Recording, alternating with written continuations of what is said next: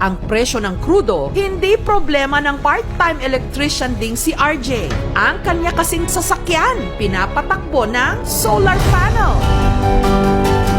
na china-charge gamit ang enerhiya mula sa araw. Tipid na sa gas, environment-friendly pa. Wala kasi itong inilalabas na usok. Dati po ma'am, yung ginagamit ko lang sa pagdi-deliver ng aking mga palay, yung nabili kong pick-up na Hilux. Pero nung magmahal na yung krudo, naisipan ko ma'am na mag-imbento ng solar na sasakyan.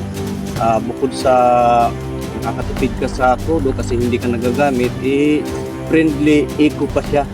So yun yung naisip ko. Ibinibilad lang ito sa araw ni RJ sa loob ng 2 hanggang 3 oras at kaya na nitong humarurot ng halos buong araw.